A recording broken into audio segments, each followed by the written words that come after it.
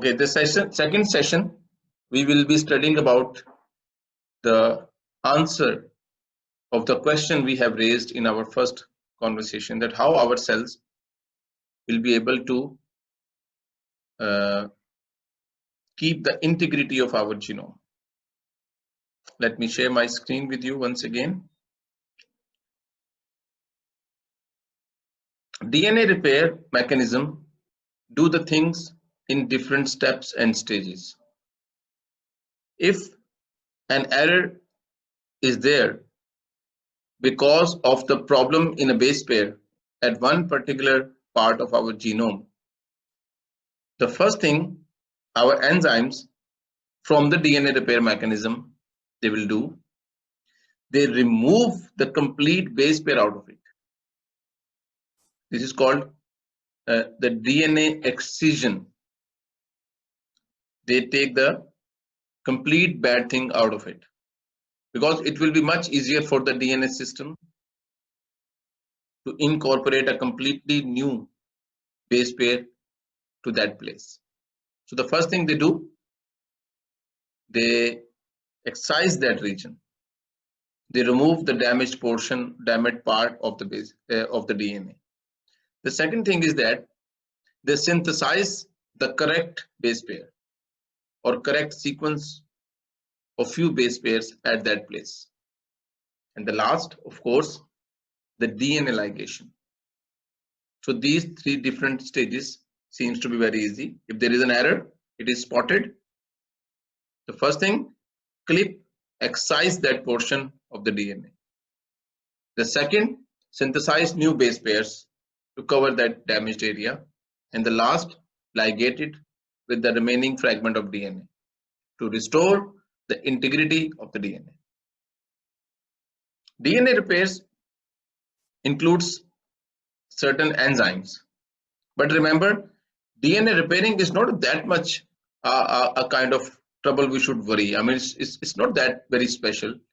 Nature में इससे ज्यादा weird और complicated reactions होते हैं, cellular systems में होते हैं. It's about the mechanism by which we detect the error.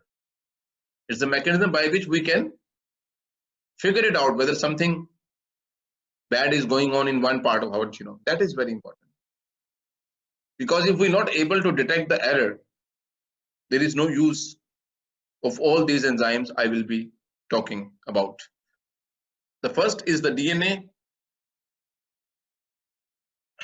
glycosylase that removes the damaged base pair while leaving the phosphodiester backbone. Remember, it's not removing everything.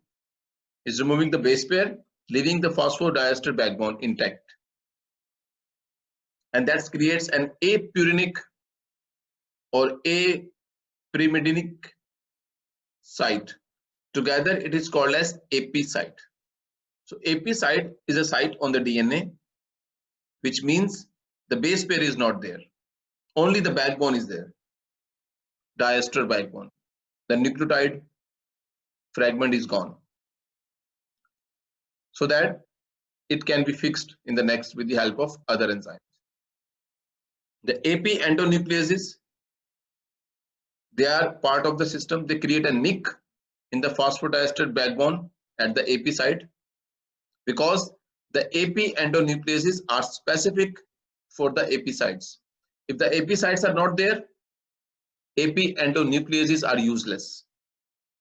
So a nick can only be created if an AP site is generated. An AP site is generated by DNA glycosylase. DNA glycosylase can create an AP site. AP site means no base pair, just the backbone. And then the backbone is detected and clipped by the AP nucleases. And of course, after that, synthesis of the new base pair, incorporation of the new base pair, and ligation, the DNA ligation. In order to feel that thing, okay, in order to feel whatever we are talking about, let's try this short little animation, okay, of 4 to 5 minutes. That the thing, it has started with the things I have talked with you, that tens of thousands of DNA damages usually there in our cells. we have trillions of cells. So together, it's like quintillions of errors are out there within our cells. Of course, there are more errors in our cells which are not in our genes, which is in our cells. But we are talking about the errors in our genes. So tens of thousands of errors are out there every day. And if these errors are not repaired on daily basis, I can tell you that will going to be accumulated in our genome, and our genome is a blueprint. It's actually responsible to produce the messenger RNA and then the functional units called proteins. If these errors are out there, we will not able to create the proper normal functional proteins. That means we will not be able to execute the normal cellular functions. Okay. Sometimes a nucleotide DNA building block get damaged. Okay, let's start. These are the nucleotides. Sometimes they got damaged.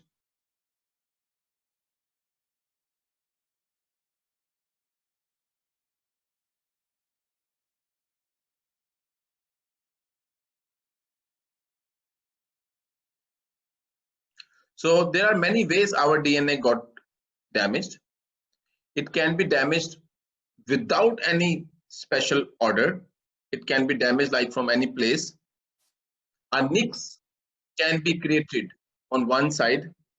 A nick can be created on both the sides. A nick can only be created on other side. So there are a lot of different types of damages are possible to the DNA. One side, if a base pair is gone on the one side of the strand, that is called as the nick.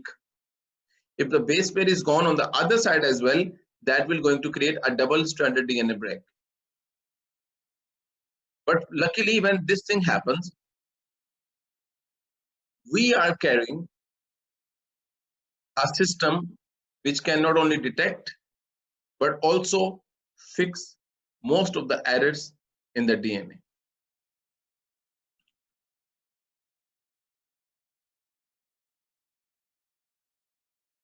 This pathway of fixing the errors depends on the presence of certain enzymes which are part of the DNA repair mechanism. Different types of enzymes execute the process of DNA repair in different types of DNA damages. The most common error is the base mismatch. Base mismatches is the most common error which might be there. You know, when DNA duplication occurs, DNA polymerases install the new base pairs which is complementary to the sequence of the sense strand. But if because of some problem it puts or it places the wrong base pair, once after every 100,000 additions, as I mentioned earlier, 1,00,000 में से कभी एक बार DNA polymerase से गलती होती है. Instead of putting a C over here, if it places a T, that is what we call as DNA mismatch. The DNA polymerase can itself fix that error, the exonuclease activity I told you. Once it placed a mismatch, the exonuclease will remove it and DNA polymerase will correct it by itself. So the most commonly occurring DNA error, which is called a mismatch, can be repaired by the DNA polymerase. There are another set of proteins which are following the DNA polymerase. They are the vigilators. They are the ones who are analyzing the DNA double strand, whether the complementarity is there or not, whether the things are in place or not. If they found something weird, can you see something weird here? In front of this G, there should be a C over there. This is a mismatch. And that mismatch is not fixed by the DNA polymerase. because of certain reason it was ignored. So the follow-up machinery, they will be able to figure this one out. They cut out the incorrect nucleotide and place the right one over there. This is called mismatch repair. So the first thing, DNA polymerase by itself, and the second is the follow-up machinery. With the help of these two players, it will reduce the number of mismatch repair errors, which was supposed to be 1 out of 100,000 to 1 in 1 billion. It's an amazing improvement. So when the DNA is duplicated during the DNA replication, out of 1 billion base pairs incorporation, only one is missed out because of these two people. It's amazing. It's amazing efficiency. So that is why we're able to sustain our sequence of the genome. But one change out of a billion is somehow acceptable. It will not going to make us monkeys. It will not going to make us a different person or different thing. We still stay as a human out of it. But sometimes it depends that one base pair change occurs at one particular place. I will talk on this thing later, but let's focus on the players which are responsible for fixing the DNA. But the problem is that apart from the replication process, replication में तो DNA गलती से लग सकता है, गलत. Apart from the replication process, DNA can be damaged after the replication as well because of external reasons. External reasons might be environment, it might be from the food, it might be from the exposure to the toxins like alcohols and smoking. And there are certain molecules and chemicals which are naturally present within the cells. They can cause the DNA damage as well. और ये आपने बहुत ज़्यादा सुने होंगे indirectly. Food वाले जो लोग फूड कॉन्शियस है ना, उससे साढ़े हो रहे जो मर्जी खा लो, जहाँ से मर्जी उठा के खा लो. Some people are very food conscious. They are called reactive oxygen species or ROS. Reactive oxygen species are chemically the molecules which contains the peroxide bond. ये जो oxygen का bond देख रहे हैं ना आप, this is called peroxide bond. It is present in different molecules including hydrogen peroxide. That is why it is a peroxide. This makes that species a reactive oxygen species or ROS. The bad thing about the reactive oxygen species is that they can generate free radicals. I wish कि आप लोग chemistry में इतना जानते होंगे. They can generate free radicals. Free radicals are the chemical species which are carrying you can say unpaired electron or a single electron is very reactive. याद रखें इसको free radical को के बारे में आप ये जान लीजिए कि if there is a free radical out there, it will not going to wait, it will not going to exist. It will going to react instantly with whatever is present next to them. So free radicals are that much reactive, the free radical species cannot survive. Once it is created, it will going to react with whatever the material present out there. कोई इससे react करने से रुक नहीं सकता. Nobody can save themselves from the action of the free radical. Now think if something very important is present nearby that molecule will going to chemically react with that species and will going to change the chemistry of that molecule, and that can affect the biochemistry of that place. If a reactive oxygen species is present near the DNA, you can guess it will going to damage the DNA. So reactive oxygen species is another very bad molecule, or I must say a very weird candidate which can cause DNA damage. And many foods are responsible. They can produce the reactive oxygen species in our cells. And there are many other foods which can suppress the presence of reactive oxygen species within our cells. Okay. They are so common reactive oxygen species.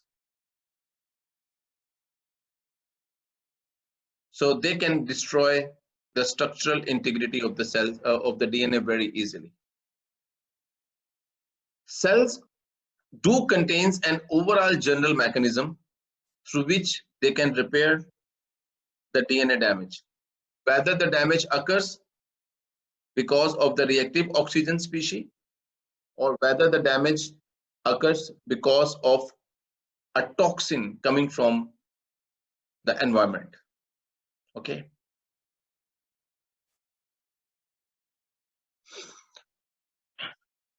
One of the method which I have explained earlier during the slide, when I was explaining the slide, that once the error is there because of reactive oxygen species or because of the toxin present in that region, if a base pair is not chemically a base pair anymore, that base pair is removed and then fixed, and this is called base excision repair.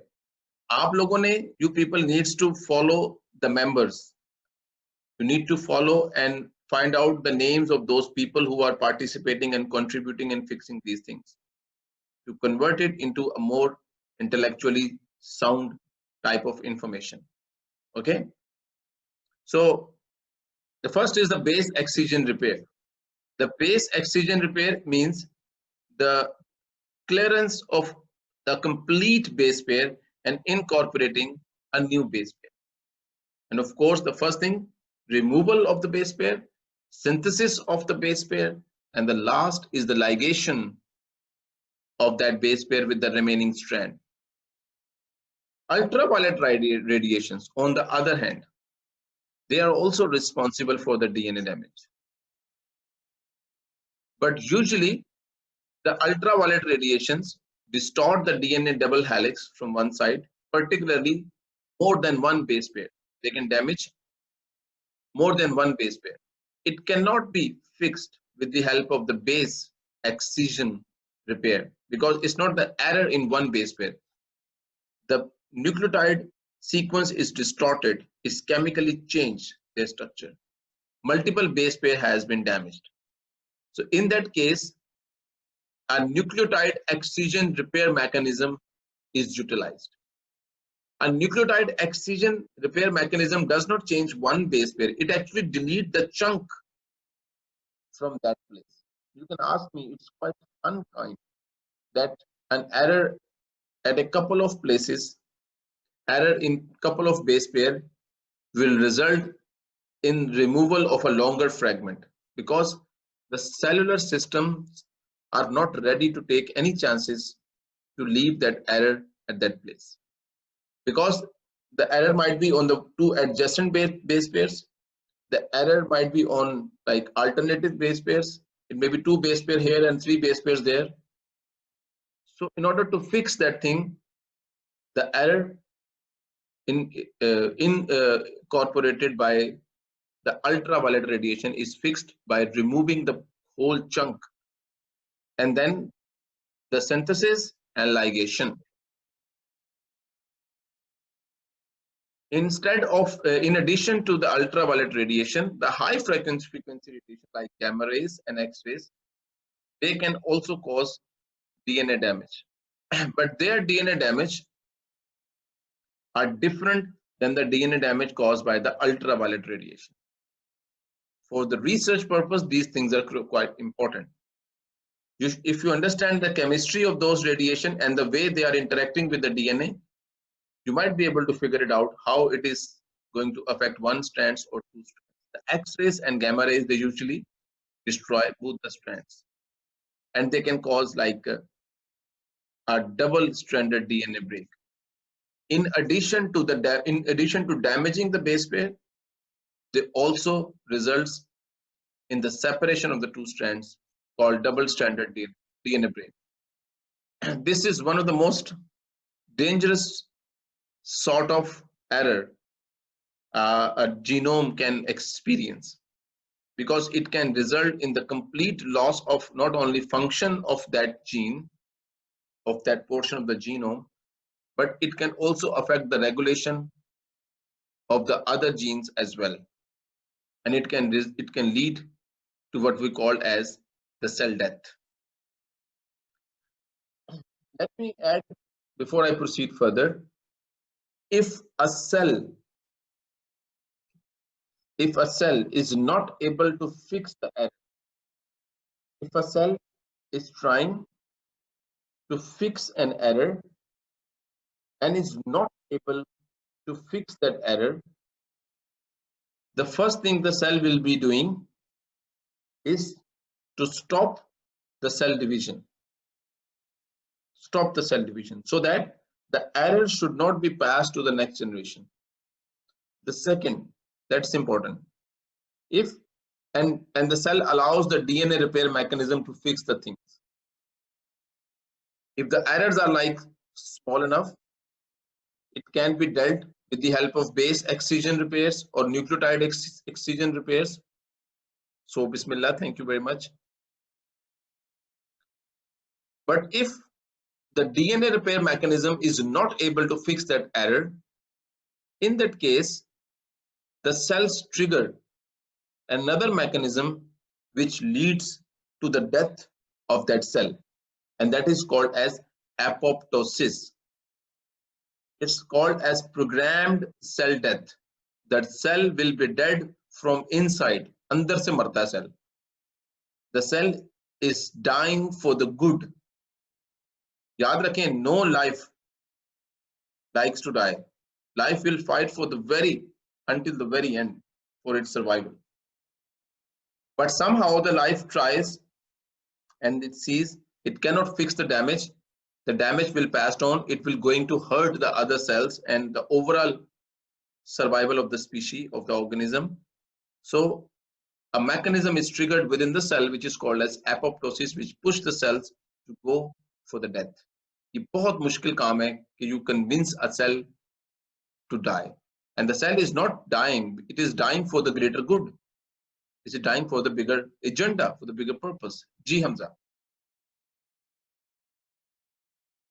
Sir मेरा question ये था कि जो हम x ray scanning करवाते हैं for different bones या जो हॉस्पिटल में सिंपल स्कैनिंग होती है एक्सरे की, तो उससे कितने % चांसेस हैं हमारे इस म्यूटेशन के या डीएनए डैमेज के? I can't give you the answer in numbers के भी 10 मरतबा कराएंगे तो इतनी probability बनेगी, 50 मरतबा कराएंगे. There must be studies over there on animal models.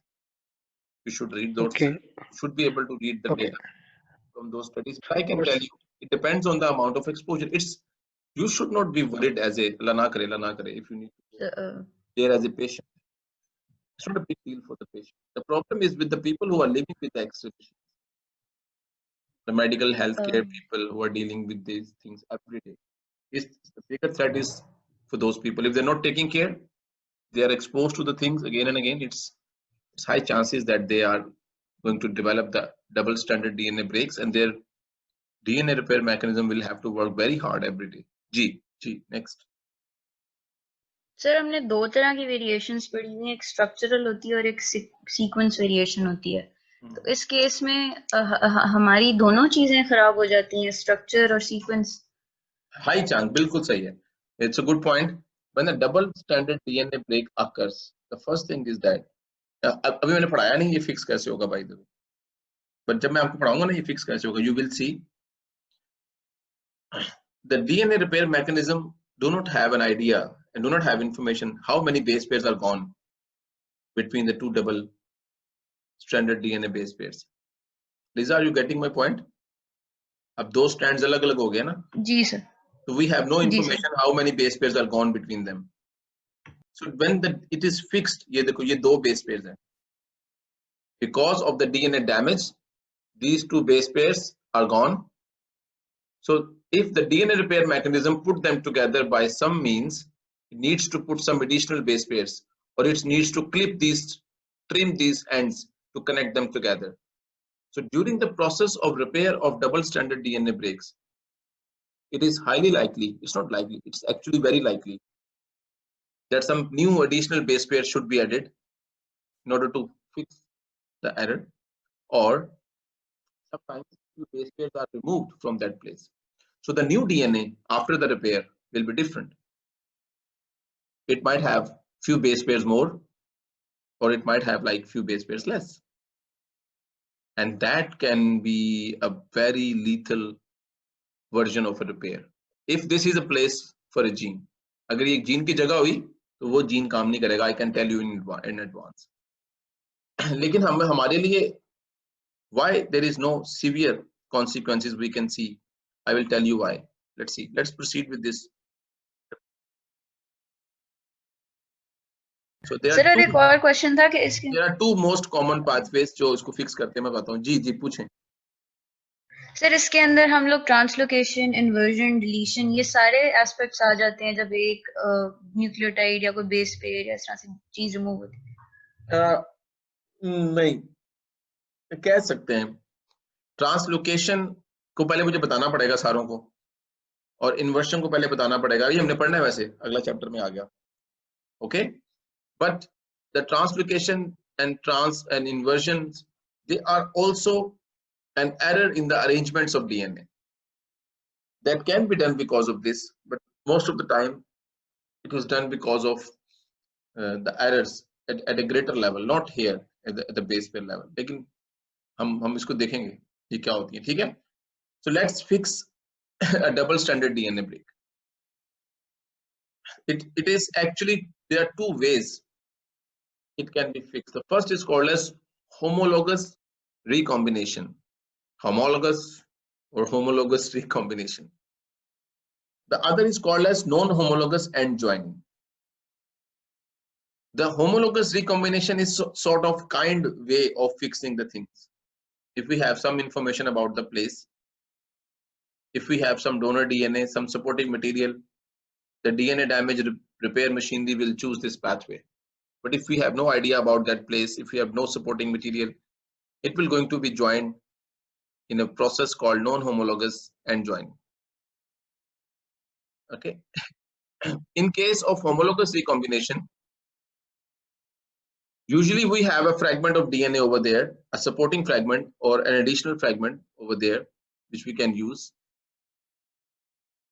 So enzymes can remove and clip the DNA and exchange sequences from the similar sequences present nearby.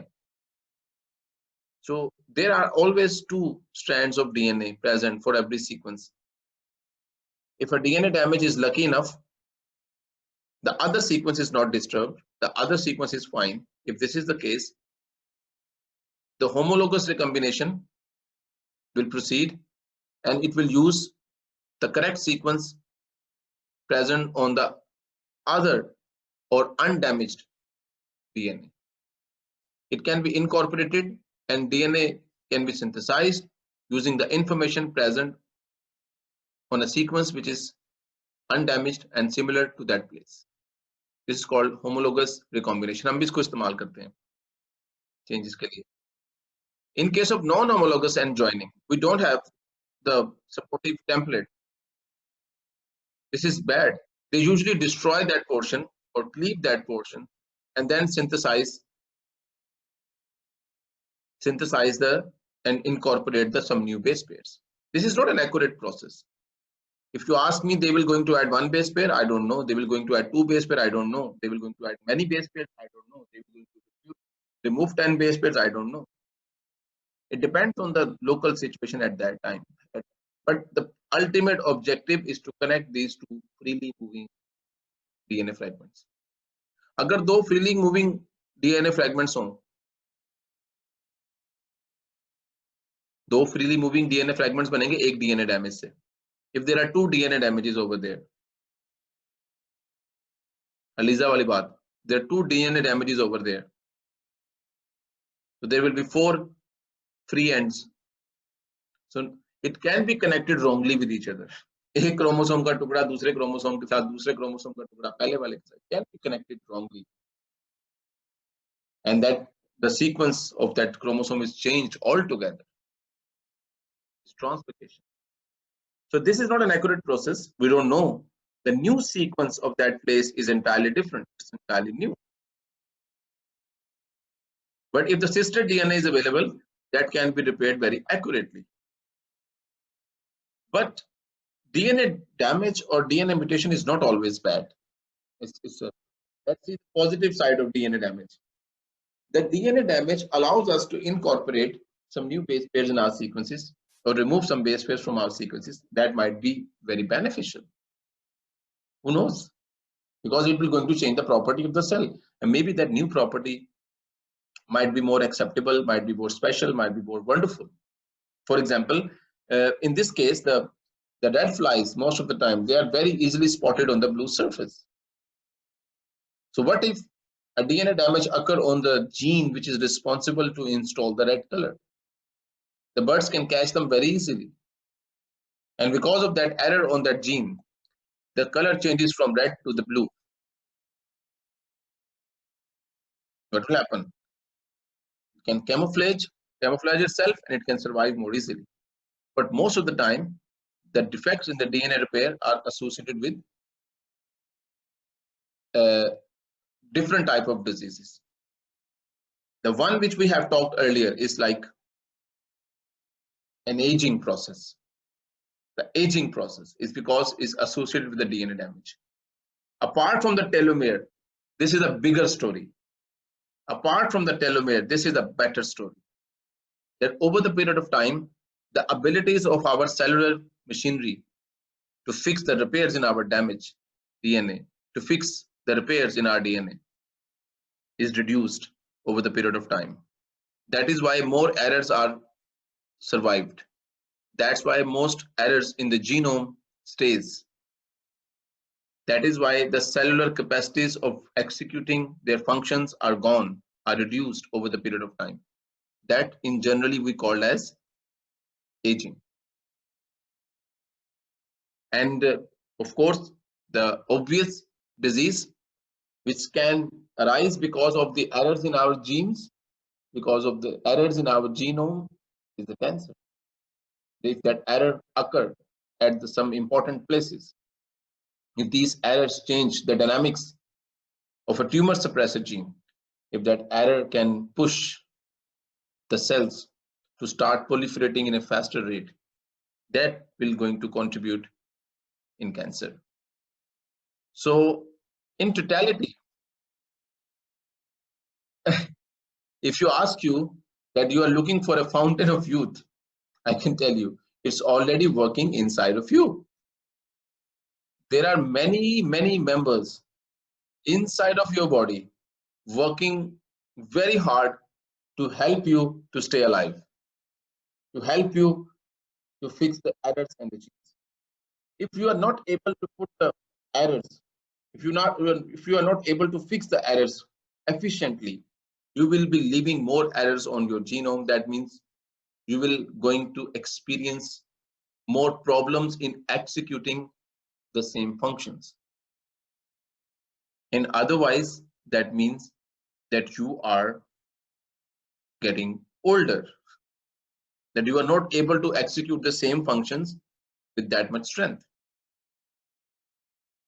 But if you ask me that how I can slow down this process, everybody wants to slow down the process of aging and not to having a cancer in their lifetime.